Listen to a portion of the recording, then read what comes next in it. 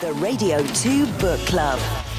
Well, it's the Radio 2 Book Club, and for the first time, we had a huge crowd of people outside, and we're delighted. And this is all because our book club choice is Robert Galbraith, Career of Evil. Robert Galbraith, a.k.a. J.K. Rowling. Joe Rowling, how are you? I'm very well, thank you. How are you? I'm all right, thank you.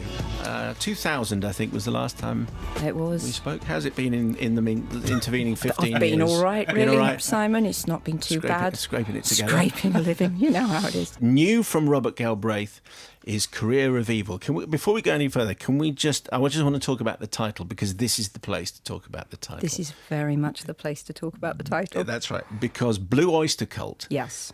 And their lyrics yes. run all the way through. So can you just explain the title and how there's so much Blue Oyster Cult going on here? Well, it's I never meant to put the lyrics all the way through the book. What happened was when I planned, I always plan way more than I need on characters. So I knew my detective's mother was a groupie in the 70s, and I knew she went for all the big stadium bands. And way back when I wrote before I'd finished the first novel, I knew that the passion of her life was Blue Oyster Cult, because they have the reputation of being this amazing live act. So obviously for a girl who lived for stadium bands, It was going to be Blue Oyster Cult. I had this vague idea that I was going to use their lyrics at some point, because I knew their lyrics were so out there. They're just great. And they've had some amazing lyricists. Patti Smith obviously has written for them. And then when I sat down to plot this book and started looking through their back catalogue, it was an absolute gift that so many of the lyrics applied to my plot. People are going to find it hard to believe I didn't weave the plot around the songs, but I swear to you I didn't. It was the other way around. They just fitted so beautifully that I ended up using loads. And then I think it was 1971 or 1972. Yeah. Okay, this is Career of Evil by Blue Oyster Cult. Just a bit.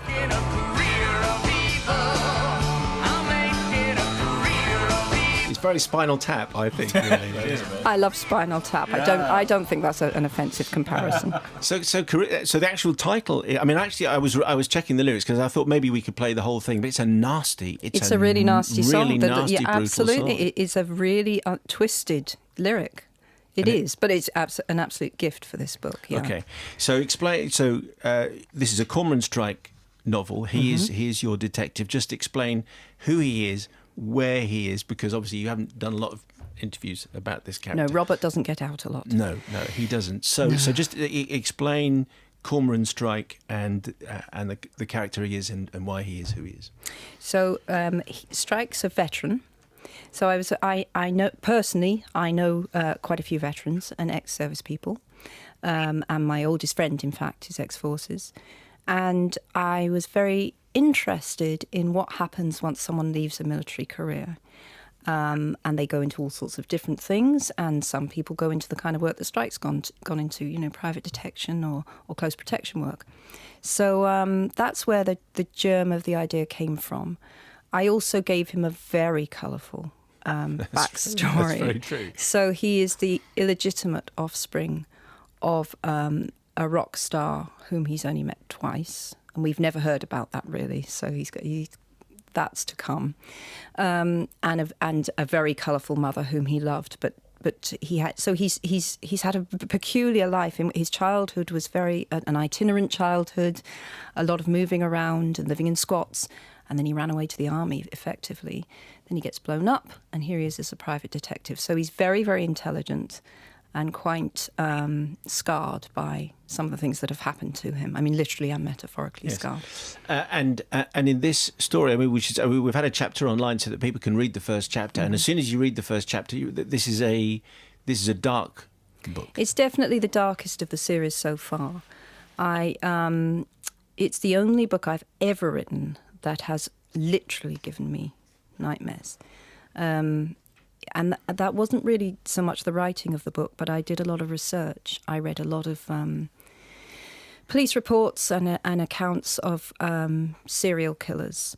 And some of the thoughts that go through my fictitious serial killer's mind, because, as you know, some of the chapters are told from the killer's perspective, though you obviously don't know which of the suspects it is, were taken from accounts of certain notorious serial killers. So although it's not verbatim what they were thinking, there are people who have done those kind of things, who have talked about their motive and have talked about how they felt about victims. So I did a lot of research, and it was that literally it disturbed me quite a lot. So could you put that together with, right at the very end of the book, you say you'd never, in the little sort of final in my note acknowledgements, the acknowledgements at yeah. the end, I'm not going to read out the thing that happens at the end.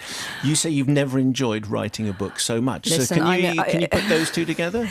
I agree with you that those two statements sound irreconcilable, but I don't think I ever have enjoyed writing a novel so much. I think I set myself quite a difficult technical challenge with this book, which was quite conscious.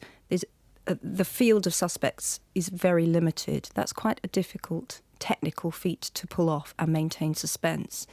And I also wanted to go into the killer's head, and obviously without giving away who the killer was. So that was quite a challenge, and I enjoyed that challenge. I just loved the crafting of it. I really enjoyed the crafting of the book, notwithstanding the grisly subject matter. But I should say there's also a larger story going on in this series about Strike's relationship with his accidental assistant, who is becoming more and more important. Robin is female, and I'm really enjoying writing their relationship, which is platonic, although I think after reading this book, people will understand that they are both not quite in a platonic place about each other, but they haven't done anything about that. I just want to ask you about Robin, just because you're very keen for people to like her. Could she ever have been the main character? Were you ever tempted, or was it so obvious the way the characters emerged in your head that it had to be Cormoran as the lead? Well, actually, I really see it as a double act. I had this. I would say that I had the idea for this series before I finished Potter, and the way I saw this couple meeting was, as happens in the first book. I'm not giving anything away because it happens so early in the first Galbraith, which is The Cuckoo's Calling. He almost kills her. He's hurtling out of his office, and in fact, you meet Robin before you meet Strike. You see her walking towards this detective's office without knowing where she's been sent as a temp. And I saw him hurtling out of his door, and he nearly knocks her to her death down this metal staircase. And because he feels guilty about that primarily, he agrees to her staying. He can't afford her services. She's been sent there by mistake. So to me, it was really always a two-hander. But I'm exploring these are people who are, you know, as we all are, you accumulate issues through your life. We've all got our backstories. We've all got our dark places. They have very different issues they need to resolve, but they're very complementary personalities. Do you still find it liberating to be writing as Robert Galbraith? I can understand for the first one, but now this is the third one. We all know what the deal is. We all know what the deal is, but you know what? I find it genuinely liberating. And the great thing was, I actually wrote The Cuckoo's Calling at the same time as The Casual Vacancy. And so my editor, the reason my editor had The Casual Vacancy is because he liked Robert so much. And the deal really was, I said, even if I am found out, but I had everything crossed that I would be able to keep it going for a while. Robert doesn't do publicity. J.K., well, I mean, I'm here and I'm having a lovely time, but I said I'd just like Robert's writing career to be a little less about the hype and the promotional stuff, because I'd done so much of that with Potter. I was so grateful for what happened with Potter. It was amazing. But the truth is that I'm the kind of writer who really does want to be alone in a room writing most of the time. This is fun, but Robert gets to have a lower key existence normally than I do, and it just feels that with Robert it's mostly about the writing, even though people now know that it's me. And also the fact that over the weekend the play has been, tickets have gone on sale for Harry Potter and the Cursed Child. The eighth story, 19 years later, it says on your website. You know, so that's all kind of happening again. Well, yeah, that must be exciting. It is really exciting. I always said, and I've always said, look, I'm not going to say never, because there were things I had in my head about what happened 19 years later. I personally had no particular desire to write it as a novel for reasons that I think will become clear when people see the play. I'll just say that this play would never have happened if this particular team hadn't come to me, because they're extraordinary, and I think they're going to I think together we're going to make a really fantastic experience for people. But it was the people. I didn't go looking for this. This found me. Will you write as J.K. Rowling again? Yeah, definitely. I have plans to write as J.K. Rowling again. I'm not going to give you an absolute date because things are busy, and I've been writing a screenplay as well for Fantastic Beasts and Where to Find Them, which has been a lot of fun. So I'm very busy, but I will definitely write more novels at J.K. Rowling. Novels in the plural. I have so many ideas. Children's in my head. or not? I have an idea for a children's book. Actually, I have written part of a children's book that I really love. So I'm definitely going to finish that. So there will be another children's book, and I have ideas for other adult books. But so I kind How of many stories have you got in your head at the moment? Loads. I genuinely, I sometimes worry I'll die before I've written them all out. That's my midlife crisis. That I will leave this earth without having written them all. Are there any other names that you write under? No. Genuinely, I would, I think trying to run more than one pseudonym is a fool's game. I don't have the energy.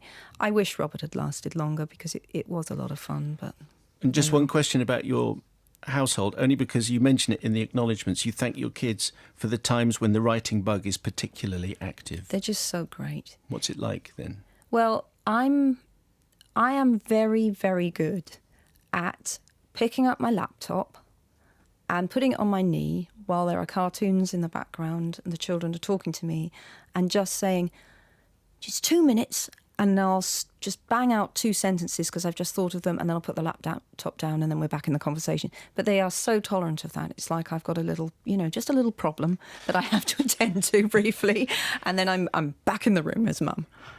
The new Robert Galbraith novel is Career of Evil. It's a new Cormoran Strike novel. Joe, a pleasure to have you on as well. It's been a real pleasure to be back. Thank you. Just don't leave it 15 years. Yeah, all right then. Till the next one. J.K. Rowling, thank you very much. Thank you.